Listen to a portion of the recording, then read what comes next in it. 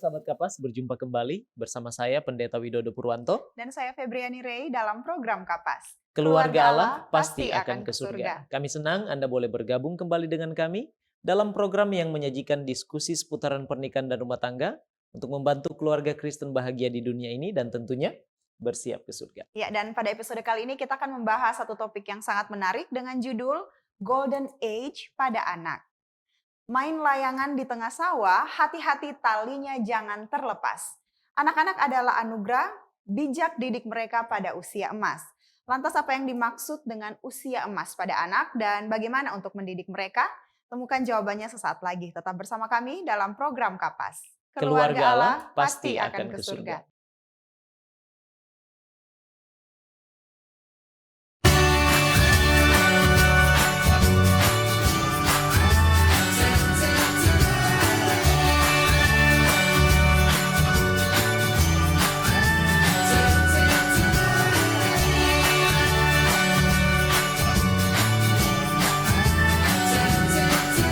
Saksikan selalu program Keluarga Allah Pasti ke Surga setiap Kamis pukul 18 waktu Indonesia Tengah di YouTube channel Cornelius Media, Bridge to the Truth.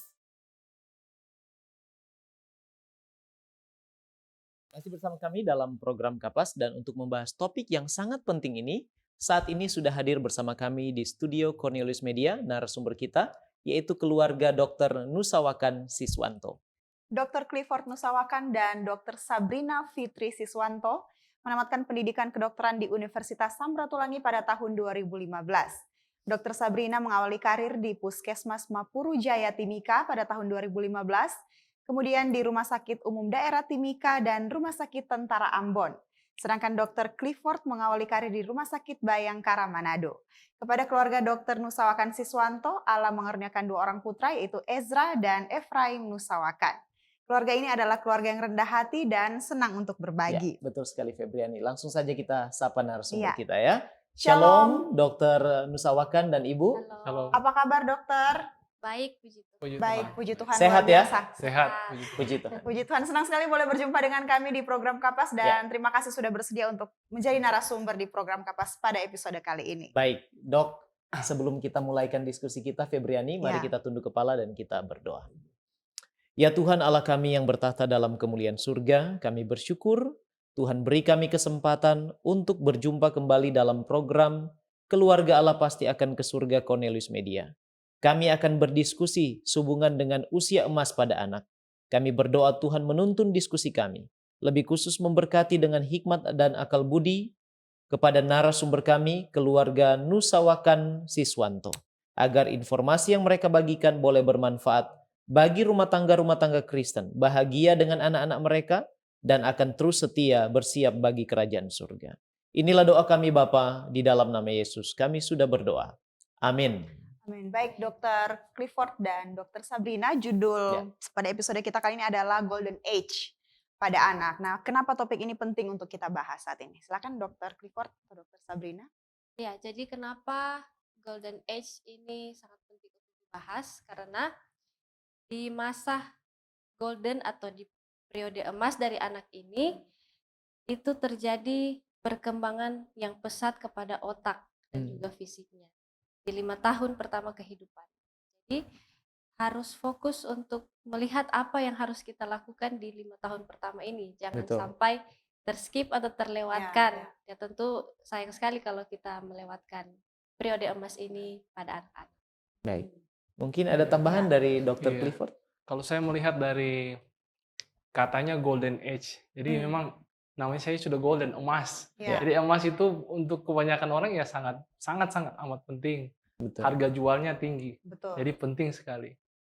Nah, dari Golden Age ini kita melihat terbentuk itu fondasi anak-anak, fondasi masa depan kualitas hidup.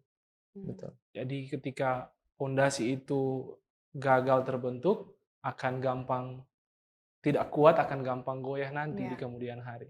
Jadi memang untuk membentuk sesuatu manusia yang lebih baik, Golden Age periode usia emas itu sangat penting fondasinya. Jadi itu istilahnya fondasi. Jadi Baik. betul-betul harus diperhatikan Iya. orang tua ya. Iya. Baik, terima kasih dok. Mungkin ada sebagian sahabat Kapas yang belum mengerti betul tentang apa sebenarnya Golden Age. Kira-kira apa sebenarnya Golden Age itu dan usia berapa rentangnya pada kehidupan seorang anak? Iya. Ya, jadi kalau golden age atau periode emas pada anak itu usia 0 sampai 5 tahun. Itu yang dulu kita Jadi dari ketahui. lahir ya? Iya, dari lahir sampai 5 usia tahun. 5 tahun. Tetapi memang saat ini ada istilah baru yaitu 1000 hari pertama kehidupan. Jadi 1000 hari pertama kehidupan itu dihitung sejak anak itu ada dalam kandungan sampai berusia 2 tahun. Nah, di 1000 hari ini dari 5 tahun kehidupannya ini yang paling penting di 1000 hari pertama ini. Jadi di 1000 hari ini memang perkembangan otak dan fisiknya itu berkembang sangat pesat. Jadi perkembangan otak itu bisa sampai 85%. Nanti sampai 3 tahun sekitar 90%. Jadi setelah 5 tahun sisanya untuk mencapai 100 gitu. Jadi memang benar-benar periode emas ini periode yang sangat penting untuk anak-anak. Baik. Nah, itulah yang harus kita perhatikan. Iya. Itu golden age. Baik, Iya. terima kasih. Iya. Ada tambahan lain mungkin dari Dr. Clifford? Ya, rentan usianya itu juga ada terbagi juga. Jadi di antara 0 sampai 1 tahun, kemudian 1 tahun sampai 2 tahun, kemudian 3 tahun sampai 5 tahun. Oh, Seperti itu. baik.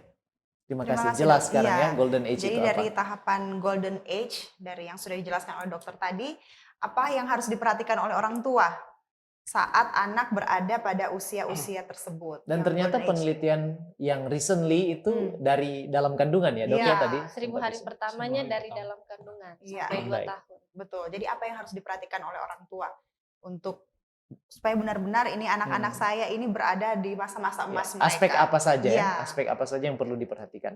Ya, yang pertama, yang paling penting itu adalah nutrisi dan aktivitasnya. Yang paling penting itu nutrisi dan aktivitas.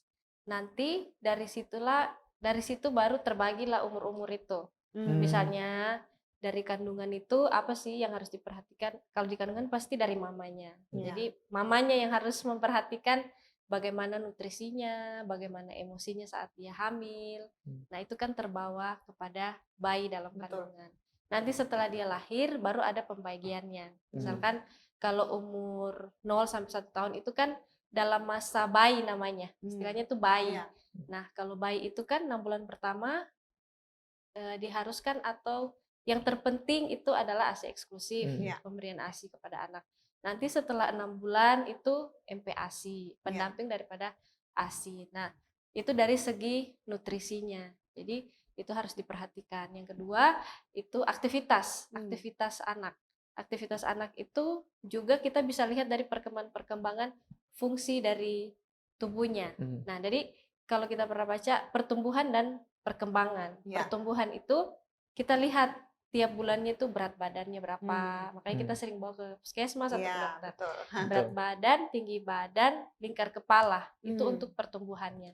Sedangkan untuk perkembangannya itu kita menilai fungsi tubuhnya. Nah, 0 sampai 1 tahun itu anak-anak dimulai dengan mulai suka balik badan. Nanti lama-lama dia mulai suka angkat kepala. Betul. Nanti habis itu dia belajar duduk, Iya. dia belajar berdiri, belajar jalan. Iya. Nah, itu untuk umur 0 sampai 1 1 tahun. Nanti di Baik. tahap-tahap berikutnya ada Ada lagi 1 tahun sampai 2 tahun, sampai 3 sampai 5 tahun ada lagi yang harus diperhatikan. Intinya itu. Nutrisi stimulasi. dan aktivitas Nah. yang dari Ya. stimulasinya itu. Ya. Baik. Ya. Dokter baik, Clifford? Dr. Clifford, Iya. ada yang ingin disampaikan mungkin sehubungan dengan pertanyaan kami tadi? Iya, apa yang perlu diperhatikan ya? Jadi memang kalau kita lihat ke anaknya dari sisi anaknya, tapi kita perlu lihat juga dari sisi kesiapan orang tuanya Oh juga. iya, betul. Perlu diperhatikan bagaimana saya itu bisa sabar untuk menangani anak ini. Saya perlu tahu bahwa anak ini dalam usia golden age, apa yang dia lakukan Iya. di usia 0 sampai 1 tahun, kemudian selanjutnya dan selanjutnya. Sehingga tidak salah saya misalnya saya bisa memarahi dia, padahal ini dia lagi dalam proses stimulasinya dia, seperti itu. Jadi saya perlu ada pengetahuan, Iya. jadi orang tua juga perlu ada pengetahuan, perlu juga ada kesabaran, dan tentunya lebih banyak berdoa. Baik. Baik. Jadi penting orang tua itu teredukasi ya Iya. tentang hal ini dan kesiapan mental. Iya. Jadi Kesiapan nutrisi, aktivitas, kesiapan orang tua dan pengetahuan mereka ya. Iya. Puji Tuhan, kita sudah membahas sejauh ini tentang betapa pentingnya orang tua memperhatikan usia emas anak serta apa saja yang perlu diperhatikan oleh orang tua. Iya, betul sekali. Dr. Clifford dan Dr. Sabrina, kita akan jeda sejenak. Iya. Dan sahabat Kapas jangan beranjak dulu sebab setelah ini kita akan membahas lebih jauh lagi tentang golden age pada anak. Kami akan kembali sesaat lagi dalam program Kapas. Keluarga Allah pasti akan ke surga. Tahukah Anda, buah adalah sumber vitamin dan antioksidan alami yang dapat meningkatkan metabolisme tubuh. Sayur memperlancar buang air besar dan dapat menurunkan risiko terkena berbagai penyakit kronis. Selalu mengonsumsi air mineral untuk menjaga keseimbangan cairan tubuh. Berolahraga dengan teratur dapat membantu kita mengendalikan berat badan. Selalu beristirahat yang cukup agar tubuh tetap sehat dan bugar. Jangan lupa untuk selalu menyaksikan program live di YouTube channel Cornelius Media, Bridge to the Truth.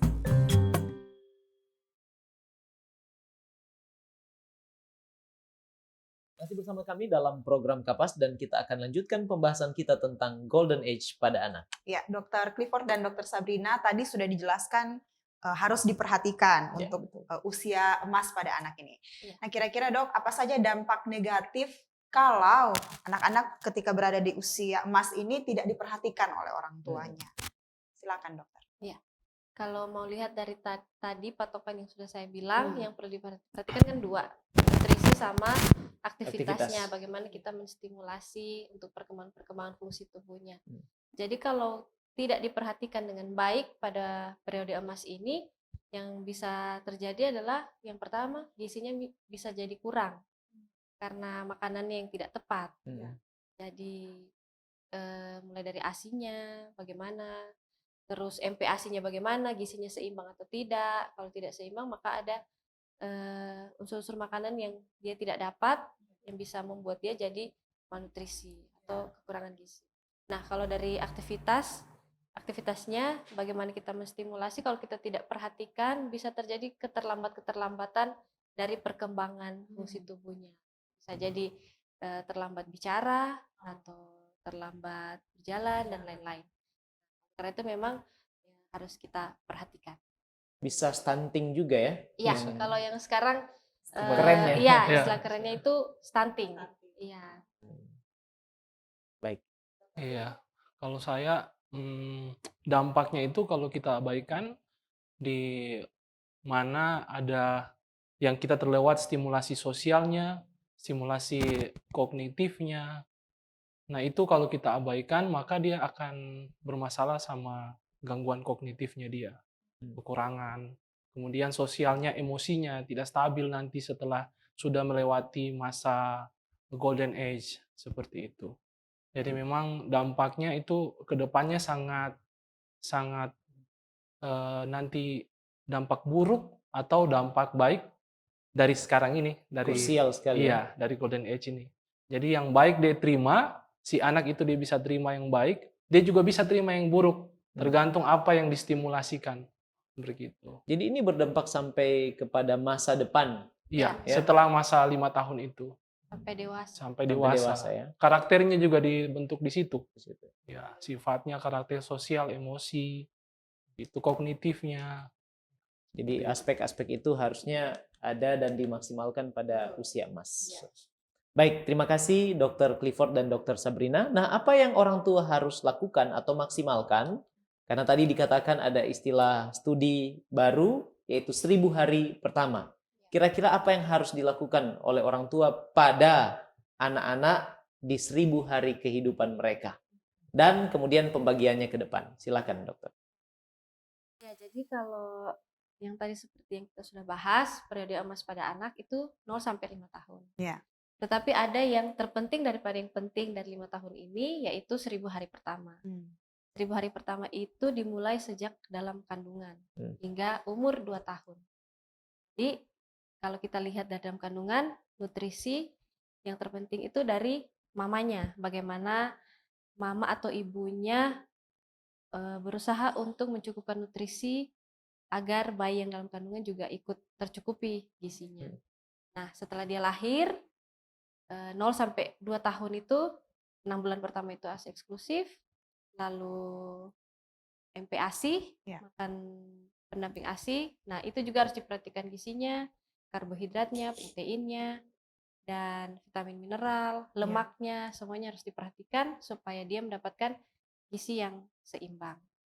Nah, setelah nutrisi, aktivitas atau stimulasi. Bagaimana cara kita menstimulasi dia untuk bisa tengkurap, untuk bisa duduk, untuk bisa berdiri, berjalan. Kita harus memberikan stimulasi. Nah, pada saat kita memberikan stimulasi, lingkungannya juga harus siap. Betul. Jadi ketika dia belajar tengkurap, kita harus siapkan dia tempat yang aman untuk dia belajar. Begitu juga pada saat dia belajar berjalan, kita harus siapkan lingkungan yang aman untuk dia berlatih berjalan. Nah, setelah 1 tahun dia memasuki umur 1 sampai 2 tahun. 2 tahun. Nah, di umur 1 sampai 2 tahun ini, kalau di tahun pertama itu yang lebih diperhatikan atau yang lebih cepat berkembang dari seorang anak itu adalah motorik kasar. Motorik kasarnya. Makanya itu tengkurap, duduk, berjalan itu. Nah, untuk bahasanya memang masih kurang berkembang. Paling dia bisa sebut mama, papa, makan, atau jatuh, atau mulai 1-2 kata, tapi belum terlalu lancar. Nah, di usia berikutnya mulai berkembanglah itu bahasa. Ya, jadi pertumbuhan dan perkembangan.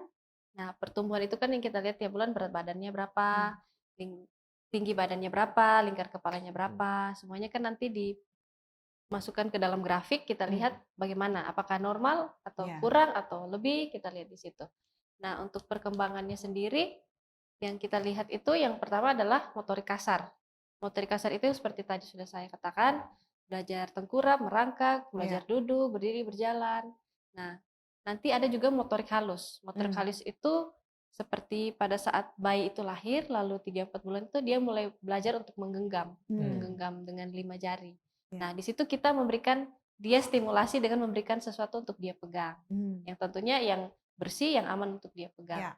Nah, setelah 5 jari nanti masuk 7-8 bulan itu dia mulai belajar pegang dengan 2 jari. Nah, 2 jari. Nah, itu ada hubungannya dengan MPASI. Nah, karena dia mulai suka memasukkan sesuatu di mulut. Nah, pada saat dia makan, kita berikan stimulasi dengan memberikan kesempatan dia untuk pemegang makanannya sendiri, dia masukkan ke mulutnya.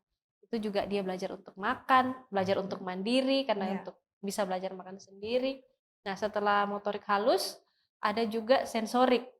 Sensorik itu dia dapatkan dari pada saat dia memegang sesuatu. Makanya dia harus memegang berbagai macam tekstur. Ini rasanya tekstur yang halus, ini yang agak kasar. Nah, itu juga dia bisa dapatkan dari makanan-makanan atau juga mainan atau apa saja yang ada di rumah. Yang penting kita bisa jaga kebersihannya, dia bisa pegang, dia bisa berkembang sensoriknya. Kaki juga. Jadi anak-anak tidak harus selalu pakai sendal, pakai sepatu. Sesekali dia boleh untuk tidak pakai sendal, tidak pakai sepatu. Nah, kadang-kadang orang tua itu suka khawatir kakinya nanti kotor, padahal disitulah dia belajar untuk merasakan berbagai macam tekstur atau ini apa ya? Ini pasir pantai, ini rumput, ini tanah. Di situ dia bisa juga belajar dan sensoriknya juga berkembang. Nah, yang terakhir itu adalah bahasa, sosial emosi, dan juga perilakunya. Nah, bahasa ini yang kalau di perkembangan ini, bahasa ini yang paling suka ada keterlambatan. Karena kita bisa tahu di masa-masa kita sekarang, di zaman sekarang itu sudah banyak orang yang memberikan HP, gadget, TV kepada anak-anak. Nah, itu juga jadi PR buat kita orang tua. Kadang-kadang pada saat kita memberikan itu, yang kita harapkan adalah dia bisa diam, dia bisa tenang. Tapi sebenarnya dengan apa yang kita kasih itu, dia hanya mendapatkan komunikasi satu arah. Jadi tidak ada komunikasi 2 arah. Sedangkan yang dia butuhkan, stimulasi yang dibutuhkan adalah komunikasi 2 arah. Supaya perkembangan bicaranya, bahasanya itu bisa terstimulasi dan bisa bicara dengan baik.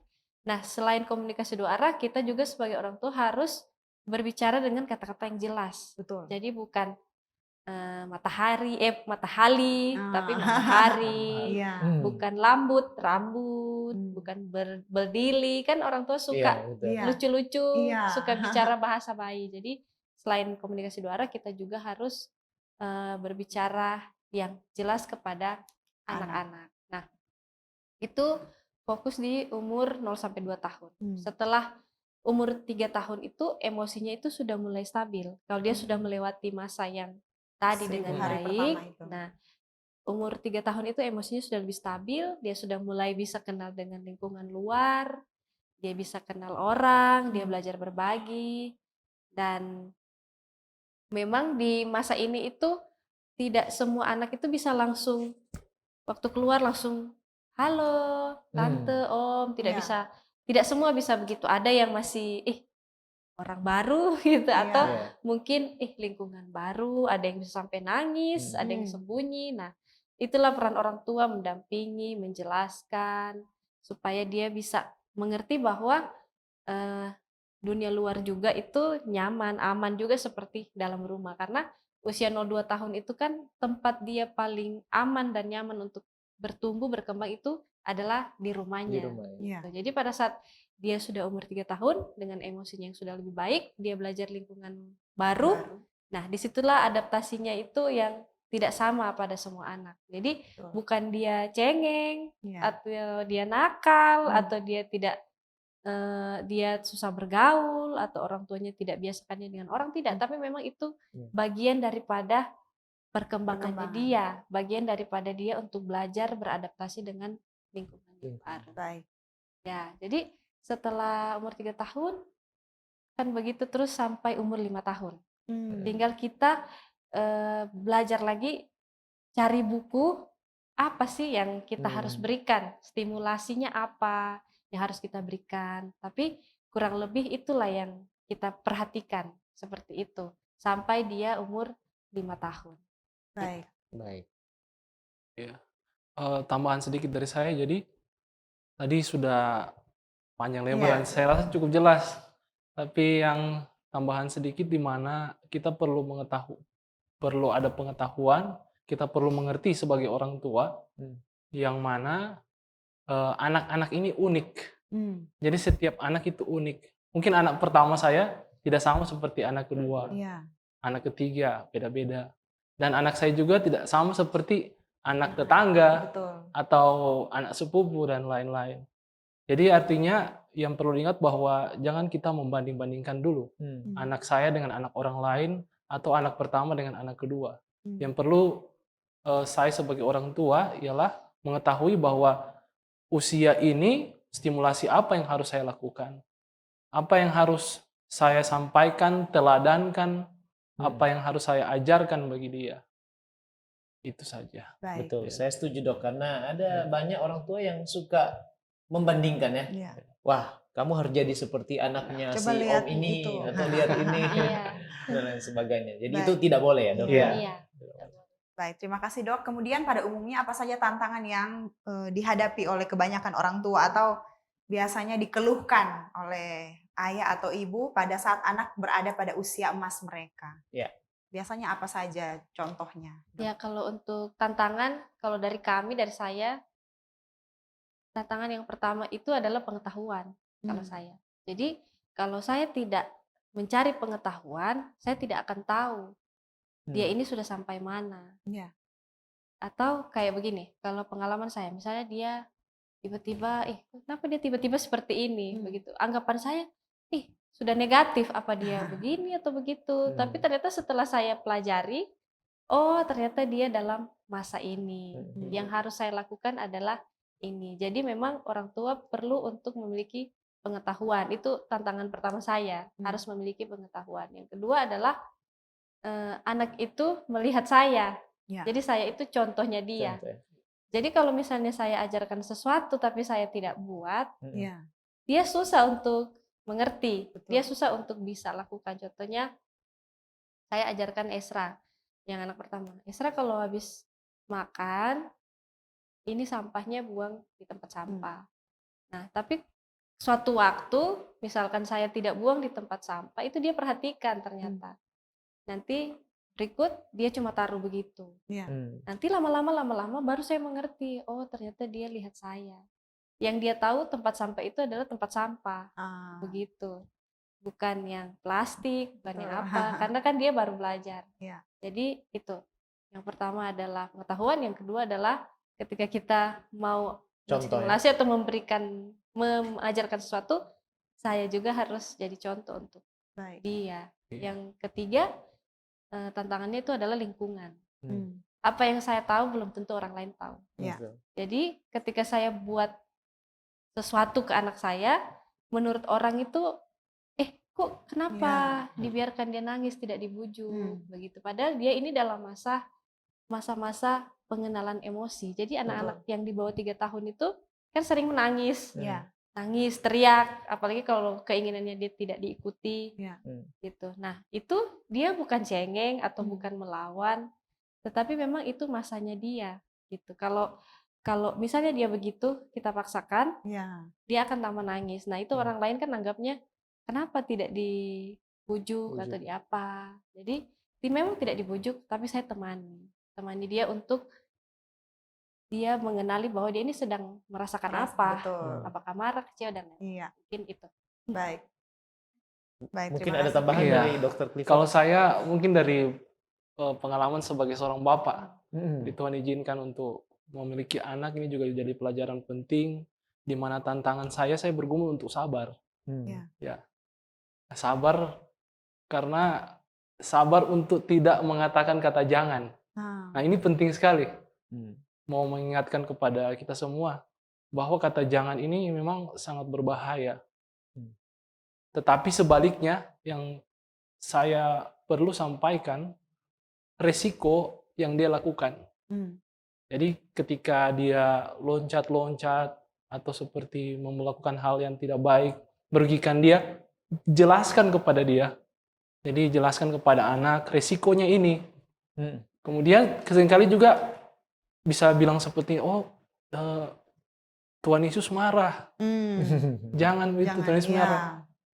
Jadi Tuhan Yesus itu jadi kesannya seperti pemarah. Ya. Padahal sebaliknya kita jelaskan resikonya apa, jelaskan kepada dia bagaimana mengasihi Yesus. Seperti itu. Jadi lebih kepada kesabaran diri dilatih, tantangan yang bagi orang tua, bagi saya secara pribadi mungkin bapak-bapak ya lebih sabar. Baik. Dan menyokong ibu, jadi membantu ibunya, istrinya. Jadi ini tantangan juga ya, dokter ya? Iya. Jadi sering lupa juga kan? Begitu. Baik. Iya. Baik, terima kasih Dr. Clifford dan Dr. Sabrina untuk informasi yang sangat penting. Yang saya percaya di segmen kali ini begitu bermanfaat ya. Betul. Dari segmen 1 dan kemudian segmen 2 diskusi kita itu sangat membekali sahabat-sahabat Kapas, khususnya orang-orang tua yang memiliki anak-anak ketika mereka ada pada usia emas mereka. Sahabat Kapas, diskusi kita semakin menarik, tetapi jangan beranjak dulu. Sesudah yang satu ini kita akan kembali lagi dalam program Kapas.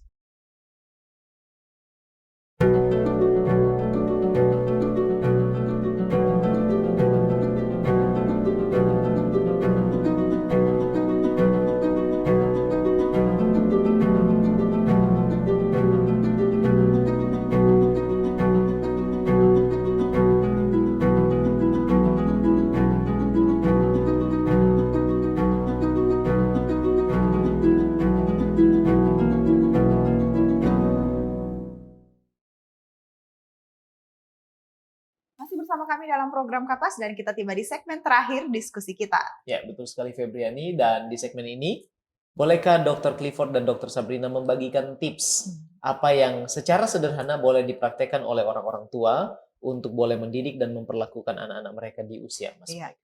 Silakan. Ya, kalau untuk tips sendiri dari pengalaman kami sampai saat ini, tentunya yang pertama adalah harus rajin berdoa. Iya. Yang kedua adalah pengetahuan. Ya. Papa atau mama, ibu atau bapak, dua-duanya harus memiliki pengetahuan. Dan yang ketiga adalah diskusi. Orang tua harus sering diskusi bagaimana anak ini perkembangannya bagaimana, apa yang harus kita lakukan. Jadi ada kekompakan. Walaupun Baik. sering missing karena dua-duanya bekerja, Hmm. tapi sebisa mungkin sering diskusi bagaimana untuk perkembangan anak ini. Dan yang berikutnya, yang terakhir yang juga masih dalam pergumulan, menjadi pergumulan sebenarnya bagi saya adalah anak-anak sedini mungkin harus kita ajar untuk menurut. Tetapi tentunya bukan dengan kasar Iya. atau suara yang keras atau bahkan pukulan, tapi justru dengan kasih sayang, tetapi harus tetap tegas. Ada ketegasan dalam kasih sayang itu, dalam kelemah lembutan. Jadi anak-anak akan terbiasa disiplin dan belajar untuk menurut. Baik. Mungkin itu Ya. dari saya. Dari Iya. dokter, dari seorang Iya. bapak. Bahwa jadi lagi-lagi sabar, Hmm. ya sabar dan mengetahui situasi dan kondisi, bisa membaca situasi dan kondisi. Seperti kalau istri memang lagi marah tidak bisa dikontrol, saya lebih sabar. Sebaliknya kalau saya susah karena marah atau capek pulang ke rumah, anak jadi begini-begini, padahal dia masih dalam masa golden age-nya dia. Nah, istri ambil posisi lebih sabar. Jadi memang tadi seperti dikatakan ada kerjasama antara suami dengan istri. Dan yang kedua, yang berikut, teladan. Memberikan teladan yang baik. Saya ingat ketika dari usia Esra 1 tahun, sudah mulai bisa dia berjalan. 1 tahun meranjak ke 2 tahun. Saya mulai ajak dia untuk berdoa.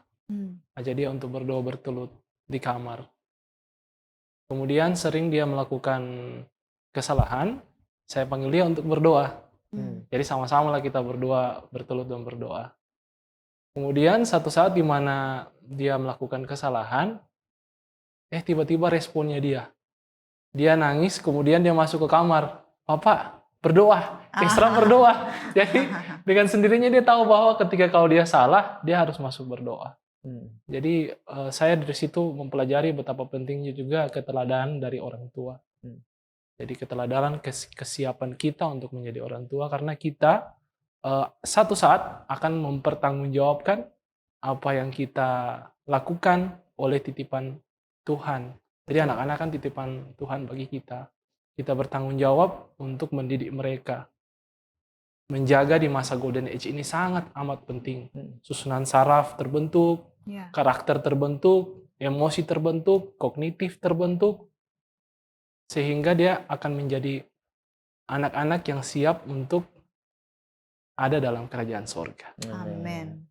Baik, sebelum ke pertanyaan selanjutnya, Febriani, saya penasaran dengan pengetahuan ya. Tadi dikatakan tantangannya adalah mencari pengetahuan.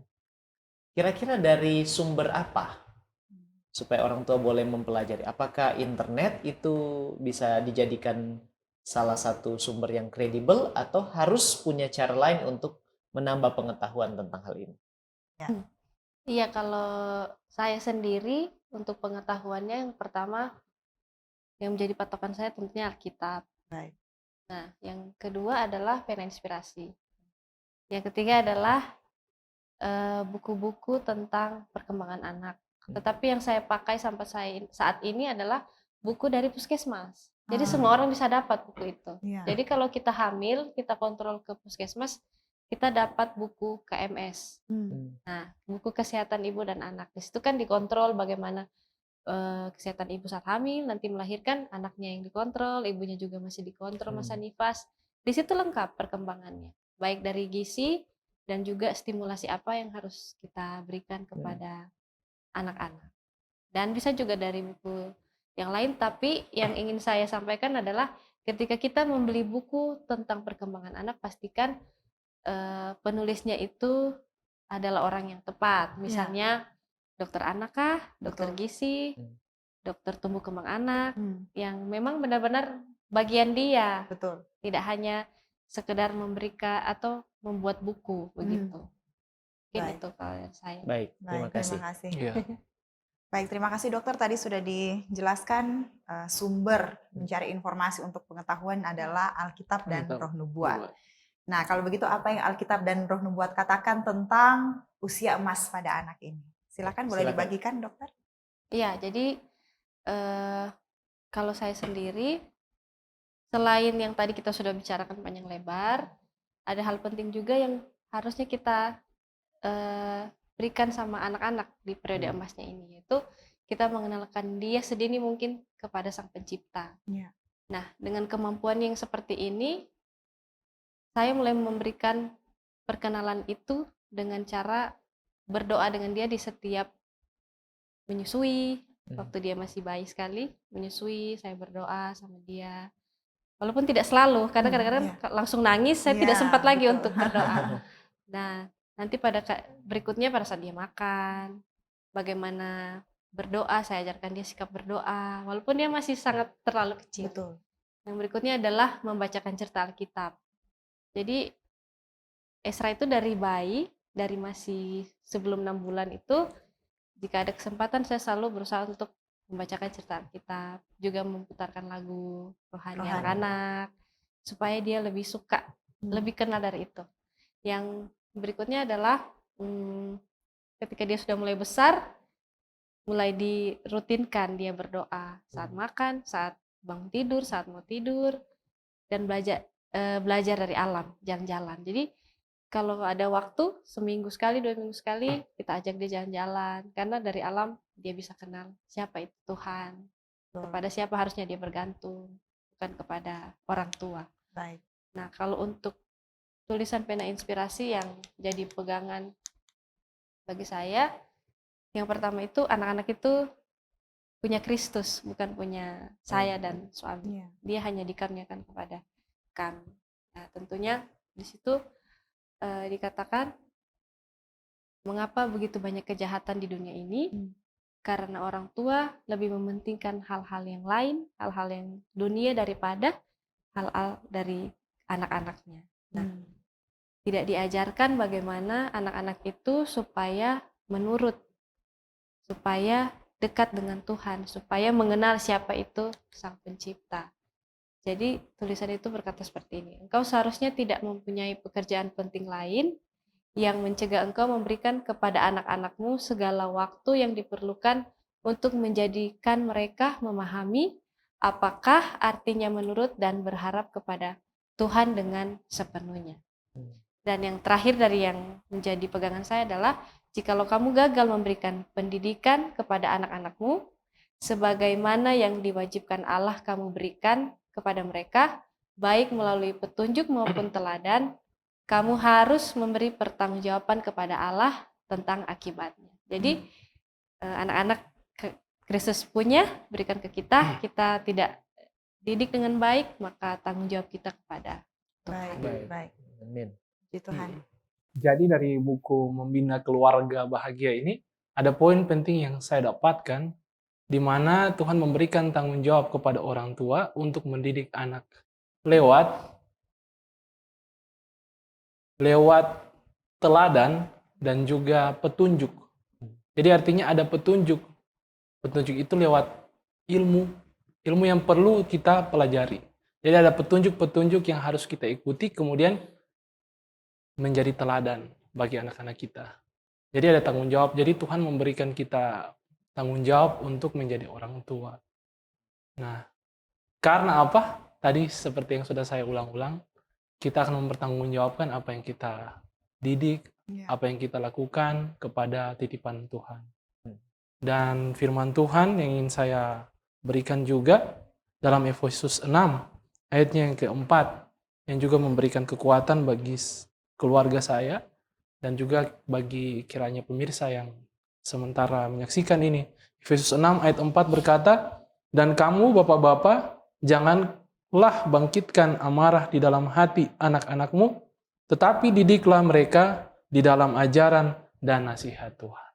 Amin. Jadi kiranya itu bisa jadi satu motivasi, kekuatan, dan ilmu bagi kita untuk diingat-ingat selalu. Baik. Amin. Amin. Terima kasih dokter, dan sebagai kesimpulan bolehkah dokter memberikan closing statement untuk topik kita pada saat ini? Silakan. Silakan. Untuk closing statement-nya, anak-anak itu milik Tuhan, kita harus bertanggungjawabkan kepada Tuhan, dan kita didik tentunya dengan pertolongan Tuhan, tidak dengan kemampuan kita sendiri. Karena mereka adalah milik Tuhan, Kalau kita merasa tidak sanggup, minta Tuhan sanggupkan. Maka Tuhan akan memberikan kesanggupan bagi kita untuk mendidik mereka. Amin. Amin. Terima Ya. kasih dokter. Iya. Lagi juga mau ingatkan bahwa anak-anak milik Tuhan. Sekali lagi anak-anak milik Tuhan, ada waktu mereka. Jangan kita rampas waktu mereka. Jadi perlu untuk lebih sungguh-sungguh berdoa karena 5 tahun ini adalah masa yang sangat amat penting. Yang juga dikuatkan melalui pena inspirasi, firman Tuhan, juga lewat ilmu pengetahuan. Sudah membuktikan bahwa usia 1000 hari sampai kepada 5 tahun juga adalah usia yang sangat penting untuk membentuk karakter anak-anak dan keluarga untuk masuk dalam kerajaan surga. Amin. Baik, amin. Puji Tuhan. Puji Tuhan. Jadi anak-anak ini adalah anugerah Tuhan yang kita harus didik supaya kita boleh membawa pertanggungjawaban kepada Allah, di mana Betul. Allah lah yang menitipkan mereka. Ya. Puji Tuhan, kita sudah mendengarkan penjelasan yang begitu menarik, bermanfaat, dan saya percaya sudah membekali kita sekalian yang ada di studio maupun sahabat Kapas yang menyaksikan program kita pada saat ini. Dan untuk mengakhiri diskusi kita, bolehkah Dr. Clifford memimpin kita di dalam doa? Mari kita sama-sama satu dalam doa. Tuhan Allah Bapa yang bertakhta dalam kerajaan surga, kami berterima kasih, kami mengucap syukur oleh karena kesempatan yang indah saat ini. Tuhan boleh mengizinkan kami untuk berdiskusi bagaimana begitu penting akan usia golden age bagi anak-anak yang Tuhan titipkan bagi kami. Ya. Biarlah Tuhan mampukan kami sebagai orang tua untuk mendidik anak-anak ini, mempersiapkan mereka untuk kerajaan sorga. Terima kasih ya Tuhan, berkatilah kami serahkan doa ini, mengucap syukur dalam nama Tuhan Yesus Juru Selamat, kami berdoa. Amin. Amin. Sekali lagi terima kasih Dr. Terima kasih, Clifford Dok. dan Dr. Sabrina Sama-sama. yang sudah menjadi narasumber yang menginspirasi kita semua, dan doa kami adalah Tuhan akan selalu memberkati dokter bersama Amin. dengan anak-anak dan keluarga dalam tugas dan pelayanan kepada Tuhan. Dengan demikian berakhirlah sudah kebersamaan kita, dan kalau Anda merasa diberkati jangan lupa untuk subscribe, like, dan bagikan kanal YouTube Cornelius Media, dan jangan lupa untuk bergabung kembali bersama kami dalam program yang sama pada episode selanjutnya. Dan terima kasih atas kesetiaan Anda bergabung dengan kami Cornelius Media. Jangan lupa terus saksikan program menarik lain dari Cornelius Media. Menjadi sahabat Kapas, kita belajar bersama, Kita bertumbuh bersama, kita bahagia bersama, dan kita bersiap ke surga bersama, sebab keluarga Allah pasti akan ke surga. Saya Pendeta Widodo Purwanto. dan saya Febriani Rey bersama dengan narasumber kita, keluarga Dr. Nusawakan Siswanto. Sampai jumpa lagi dan salam Kapas. Salam.